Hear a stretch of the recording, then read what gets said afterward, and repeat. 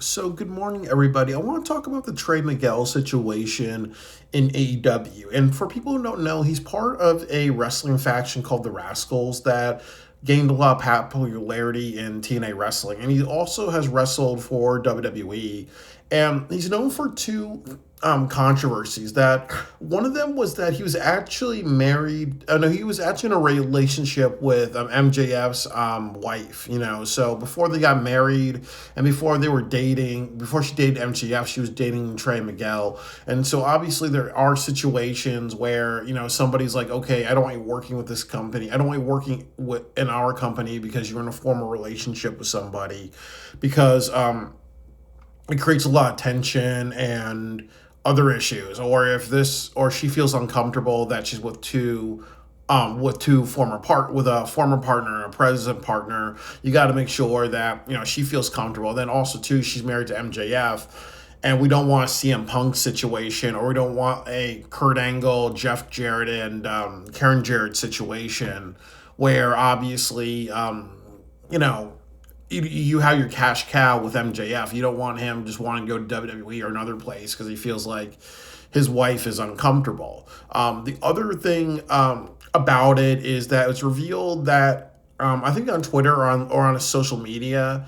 somebody responded to him and he called him a faggot a few years ago, and with Warner Brothers and AEW, they just don't want him in the company because he said that. And that's actually a very controversial for a lot of reasons. Because number one, with AEW, they've had Sammy Guevara go under suspension, but he didn't get fired for his comment about saying that he would love to rape Sasha Banks.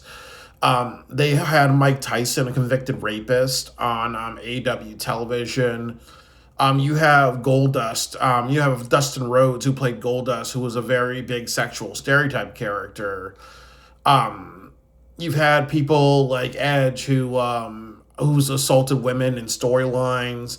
Edge has also done a lot of profane stuff with his character. You can also argue Chris Jericho has had matches where he's beaten up women or attacked women as well, really. So you look at a lot of these wrestlers, and a lot of them are associated with controversies. I think there was actually a story with Darby Allin that his ex-wife accused him of rape or assault or something like that. So it kind of runs into that thing too of somebody using the word faggot online, and not allowing them to be on television or hired to a company is a little ridiculous when you look at the fact they brought in Mike Tyson, a convicted rapist, and also too that you have other wrestlers that are associated with other controversies. There's rumors that Ric Flair used the N word. There's also rumors that Ric Flair's done sexual assault, but for some reason he's in AEW, a very progressive company, really. So it's kind of really interesting how there's definitely you pick and choose um, what controversy and what person, really. And that's true with Trey Miguel. And then also the other big problem with this thing is that the Rascals came to AEW, and before they started, they're associated with a lot of negative controversy because of the situation. This situation of double standards, this situation of, well, maybe MJF and his wife doesn't want him there, or, well, this situation of double standards, really. As I said, you have Mike Tyson, you have Darby Allin, you have Sammy Guevara, you have Dustin Rhodes, and a couple of other people. Or when you look at Billy Gunn, Buck and Chuck, that was all a gay stereotype, really. So, it's kind of unfortunate that it's all that this controversy is coming out, really, because I think when you hire new people and you hire new factions, and you're like, hey, you know what, these guys are a good fit. They fit in the AEW, high flyer style. They have a gimmick, they have a story to them that they're all like potheads, and that's good because the problem with AEW is they lack a lot of wrestlers who can tell stories or have a character or something like that.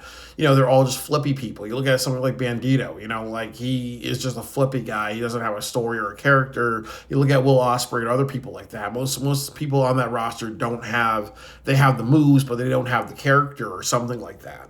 So it's definitely not good when you have wrestlers, when wrestlers just come in and there's automatically a controversy.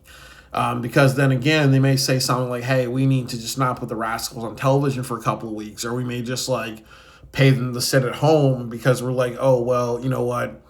One of you guys that's even not in the company associated with the controversy. Now people are talking about that controversy. Now we feature on you on television. They're gonna be like, "Hey, where's the fourth guy? We want Trey. We want Trey. We want Trey." Oh, we don't want those champs, so therefore we hired 4 people, and they're gonna sit at home for a couple of years. So it's just not good, really. I think, like, quite honestly, like you say, you always do your research before hiring people. The next things, I do agree with what some people are saying. I think it was like Jim Cornette or somebody else was saying that's interesting that Trey Miguel, after his controversy, he was hired to the WWE, really. So it's interesting how with Warner Brothers and AEW, he says the word fag, and he's not allowed to be there, but he does that, and WWE take him. And then also, you look at AJ Styles. He did a gimmick where he called people faggots, but AJ Styles is considered one of the greatest wrestlers of all time. He's in WWE, really. There's actually been talks about him going to AEW. They would take him with open arms, really. So part of it is hypocrisy, but also part of it goes down to like how, sometimes with networks, they want to keep certain people off of television. But that's why it's always very important to think about everything you say and do, because obviously it could be held against you in the future, really. But obviously there's also that thing too that, sometimes you do one bad thing and people just don't let it go, really. And sometimes, you are a celebrity, you are well known, and sometimes that's the only thing you're associated with. I do think that because he apologized, because this was a long time ago, because the word fag back then meant 2 different things. It was a slur against gay people, but it meant uncool, lame, odd, weird. That, people who use that word in the past, so they apologize and they say, hey, you know what? It was a different time. I was younger.